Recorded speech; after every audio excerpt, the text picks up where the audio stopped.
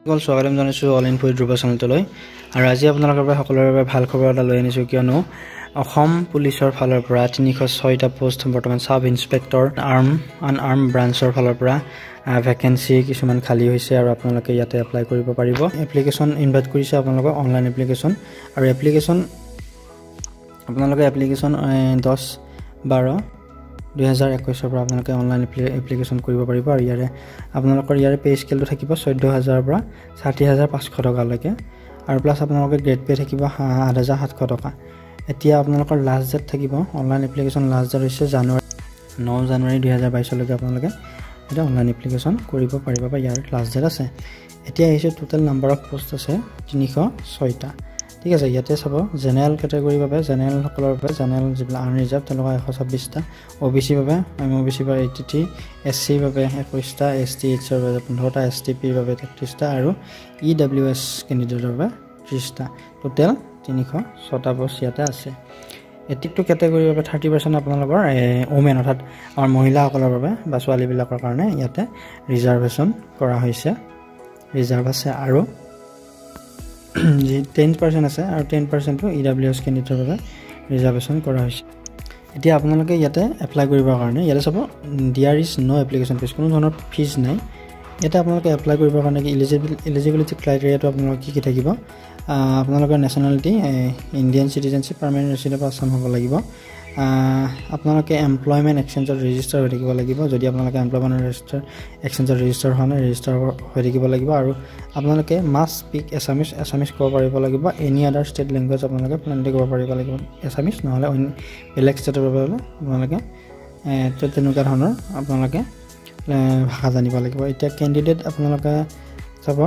candidate সকল 26 বছৰৰ ওপৰৰ হ'ব নোৱাৰিব আৰু 20 বছৰ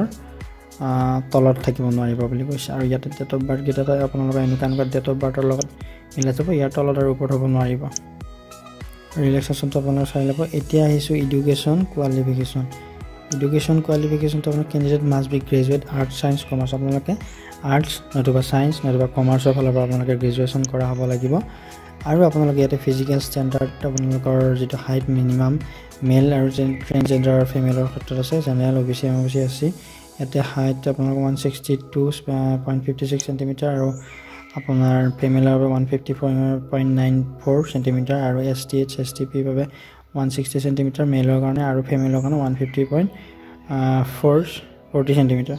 আৰু চেষ্টটো আপোনালোকে এটা চাই ল'ব চেষ্টৰ ক্ষেত্ৰত দিয়া আছে মেল ফিমেল ট্ৰান্সজেন্ডাৰ গোটেইখিনি বাবে জেনাৰেলৰ বাবে দিয়া হোৱা নাই এসসি বাবে 80 সেন্টিমিটাৰ 85 আৰু এসটি এইচৰ বাবে আপোনালোকৰ 78 সেন্টিমিটাৰ আৰু 83 সেন্টিমিটাৰ ছোৱালীৰ বাবে এটা মেডিকেল ষ্টেণ্ডাৰ্ড থাকিব তাৰ পিছত আপোনালোকে আই সাইট আপোনালোকে চকুৰ কিছুমান টেষ্ট হ'ব এতিয়া আহিছে আপোনালোকে এপ্লাই কেনেকৈ কৰিব লাগিব এপ্লাই কৰিবৰ কাৰণে আপোনালোকে সিম্পলি এই ৱেবসাইটত slprb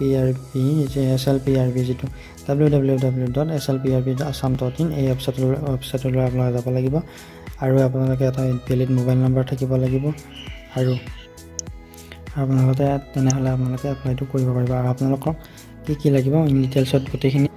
গোটেইখিনি বস্তু ডিটেইলছত কোৱাটো সম্ভৱ নহয় তথাপি মই যিমানখিনি মেইন পইণ্ট মই কভাৰ কৰি আছো কাৰণ ভিডিওটো বহুত দীঘল হৈ যাব পাসপোৰ্ট সাইজৰ পাসপোৰ্টটো আপোনালোকৰ স্ক্যান কৰিব লাগিব দিব লাগিব আপলোড আৰু ইয়াতে ৰেজুলেচন কেনেকুৱা কি লাগিব গোটেইখিনি ইয়াতে দিয়া আছে সিগনেচাৰ লাগিব আপোনালোকৰ আৰু আপোনালোকৰ ডকুমেন্টছ লাগিব ডকুমেন্টছ আপলোড কৰিব কাৰণে সাৰ্টিফিকেট অফ এজ প্ৰফৰ কাৰণে এডমিট কাৰ্ড নতুবা আপোনালোকে ইকুইভেলেন্ট এক্সামিনেশ্যন তেনেকুৱা দিব লাগিব এইচএসএলসি এডমিট কাৰ্ডখন দিলে হ'ব পাছ সাৰ্টিফিকেট আৰু মাৰ্কশিট আপোনালোকৰ গ্ৰেজুৱেচন বিএ বিএসসি বিকম জনে যি কৰিছে তাৰ পাছ সাৰ্টিফিকেট আৰু মাৰ্কশিট লাগিব এমপ্লয়মেন্ট এক্সচেঞ্জৰ সাৰ্টিফিকেটখন কাষ্ট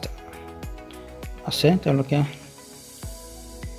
পাৰ্মানেন্ট ৰেসিডেন্ট সাৰ্টিফিকেট থাকিব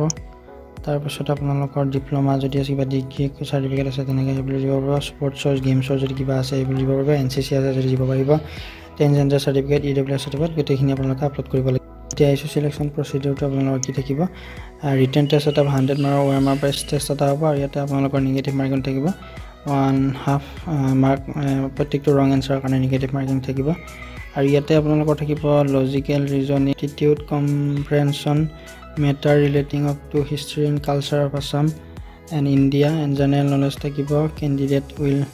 ব্লেক এণ্ড ডাৰ্ক ব্লু পেল আপোনালোকে ডাৰ্ক ব্লু ব্লেক যিকোনো ব্যৱহাৰ কৰিব লাগে আৰু ইয়াৰ ডিউৰেশ্যন টেষ্টটোৰ ডিউৰেশ্যন হ'ব 3 ঘণ্টা আপোনালোকে কুৱেশ্যন পেপাৰটো এছামিজ বড়ো বেংগলী ইংলিছ এই গোটেইকেইটা লেংগুৱেজতে আপোনালোকে দিব পাৰিব আৰু PhD PET টেষ্ট হ'ব এইটো আপোনালোকে জানেই তো ভিডিঅ'টো আছিলে এইখিনিয়ে বহুত সংখ্যক আসাম পুলিচত পোষ্ট ওলাইছে আপোনালোকে এপ্লাই কৰিব পাৰে অতি সোনকালে আপোনালোকে এপ্লাই কৰি লওক আৰু যদি ভিডিঅ'টো ভাল পালে তেনেহ'লে লাইক শ্বেয়াৰ কৰিবলৈ নাপাহৰিব এই ধৰণৰ ভিডিঅ' পাই থাকিবৰ কাৰণে আমাৰ চেনেলটো ছাবস্ক্ৰাইব কৰিবলৈ একেবাৰে নাপাহৰিব আৰু ধন্যবাদ জয় অসম